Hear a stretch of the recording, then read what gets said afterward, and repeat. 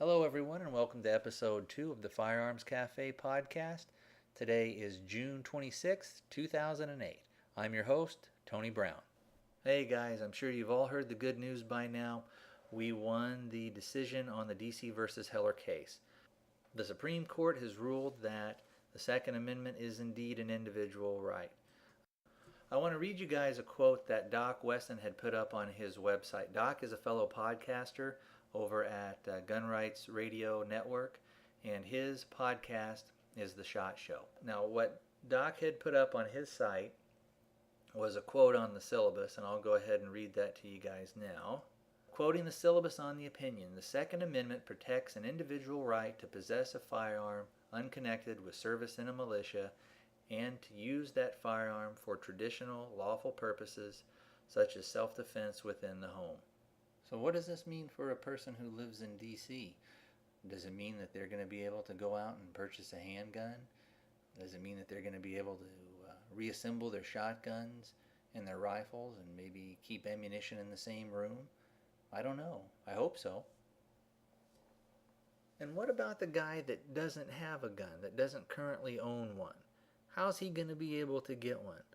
If he was a guy that had moved from a gun-friendly state and had left his guns with friends or relatives, is he going to be able to go back to that state, get his guns, and then come back to D.C. now that the ban has been struck down? Are they going to make it to where you have to go through so much red tape and jump through so many hoops that the average citizen who lives there isn't really going to be able to do it? So in effect, they kind of keep the ban going. Are they going to allow concealed carry or have any provisions for it there? So it's going to be interesting to see what really shakes out over the next couple of years there.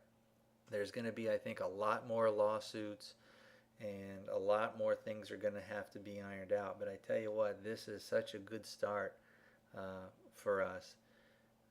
It's going to prevent, I think, a lot of future legislation and things that would come down that would be more restrictive and things like that, because I think part of the argument that the anti-gunners used before was that they always argue that, look, it's not an individual right, and it's only in conjunction with militia. And since we have a National Guard, you don't need that. And even if we didn't have the National Guard, we have the police. So, there's all these other government agencies that are set up and are designed for the protection of the citizens. Well, now they can't say that, because if they do, they're going to violate our not civil rights, they're going to violate our constitutional rights. Because the Supreme Court has said, well, we have the right to have that firearm. And the example that they give is to have that to defend yourself in your home. I don't know how much more clear cut you can get than that. We all know that there's going to be lots and lots of lawsuits coming down. In fact, I saw an interview that Wayne LaPierre had done, and he was saying that what they're going to do now is they're going to go after the Chicago area, and then they're also going to go after San Francisco. And I think that those things will probably be resolved within, hopefully within the next year or so, and maybe even sooner, because now there's precedent set by the Supreme Court. One thing for sure that's going to happen is the crime rate is going to go down, and especially once DC gets sorted out. So once it becomes easy or possible, let's say, for the average citizen to own a firearm, even if they can't carry it with them, even if they're not allowed to carry, once they can have it at home, you're going to see things like home invasions, robberies, burglaries, things like that are going to plummet, because those guys are going to know that people can have their weapons in their home and they can have them accessible. Of course, right now, or in the past, I guess we should start getting used to saying, in DC, you could have no handguns, and you could have a rifle or a shotgun, but it had to be disassembled or made inoperable, and the ammunition, I don't think the ammunition could even be in the same room. And once you did assemble it and load it, then you were a criminal, whether you were defending yourself or not. Well, that's all going to change. And the criminals out there, they're going to know that.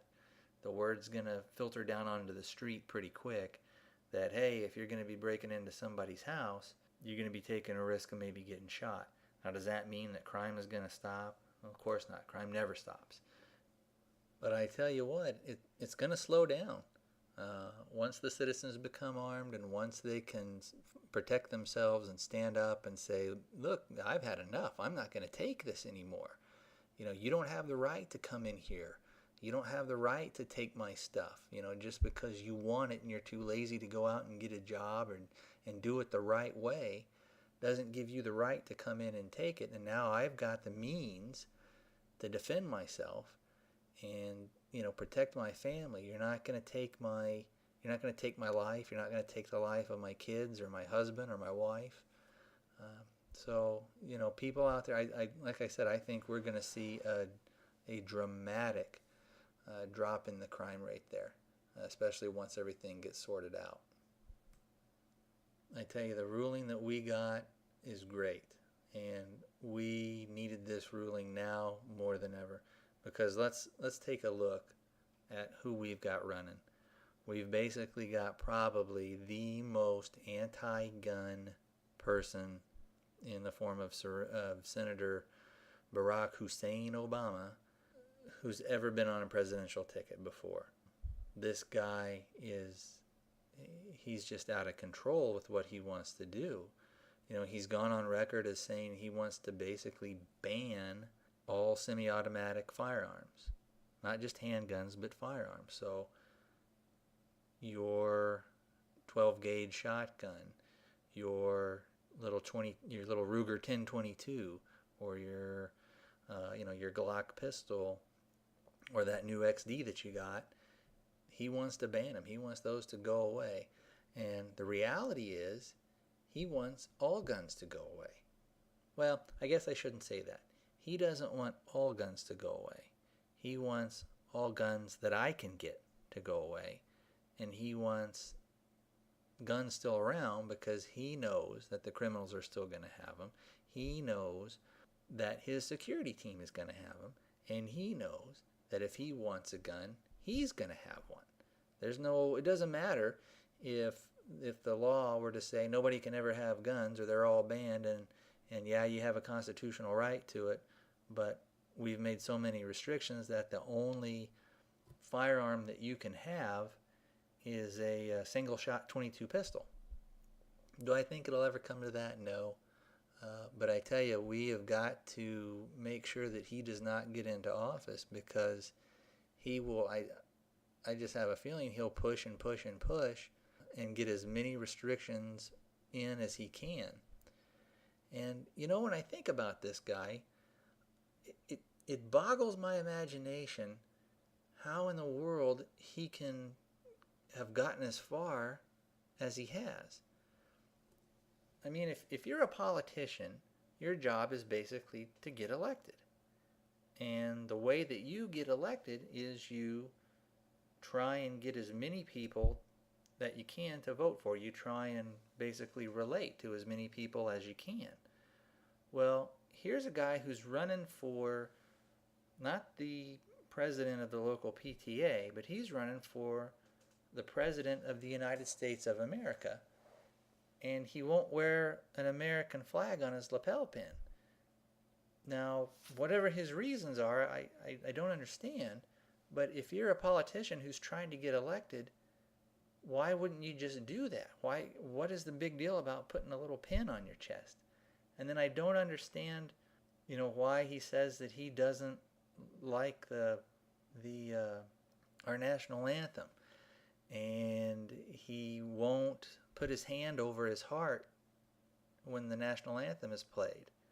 And this is the guy that's going to possibly be the next president? I like I said, I don't get it. I don't understand. I can't fathom how this guy has been able to get so far. But anyway, I'll get back to talking about the ruling. I'm real excited about this ruling. I think it's a banner day for us. It's a day that you should mark on the calendar.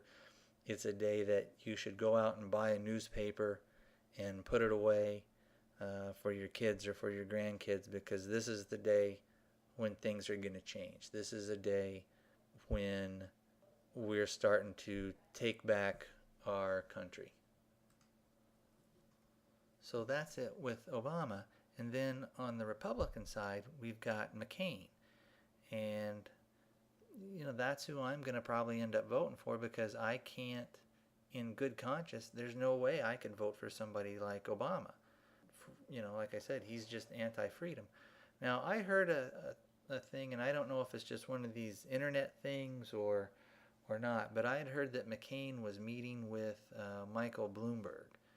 And again, I don't know if it's just, a political meeting that doesn't really mean anything, but there was a rumor floating around that he may be in the running for maybe the vice presidential ticket, which I can't imagine that could be true.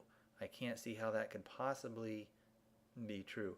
If McCain is going around to the NRA meetings and doing speeches and stuff, there is no way that he could be that stupid to put somebody on his ticket who is probably about the only guy who's worse on gun control than Barack Hussein Obama. Because if that is true, God help us, because we're doomed. I can't imagine a worse possible thing. But like I said, I think it's got to be just one of those kind of internet rumors that has spun out of control. So if anybody knows the real scoop on that, sign on to our forums and dispel the rumor there.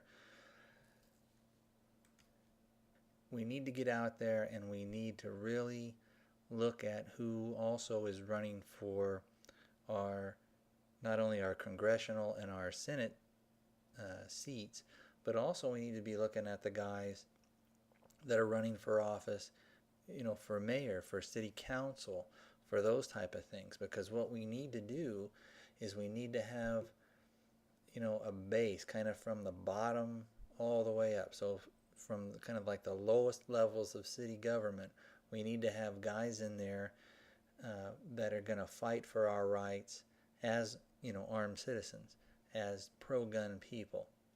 Well, I'm going to go ahead and sign off for now. If you would like to contact me, there's a couple of ways you can do it. You can either send me an email at firearmscafe@gmail.com, or you can go over to our forums at Gun Rights Radio Network and join up on the forums, and then each individual podcaster there has their own little forum space. And so you can contact me there or leave me feedback under the episodes, things like that. Just want to say, glad you guys are listening.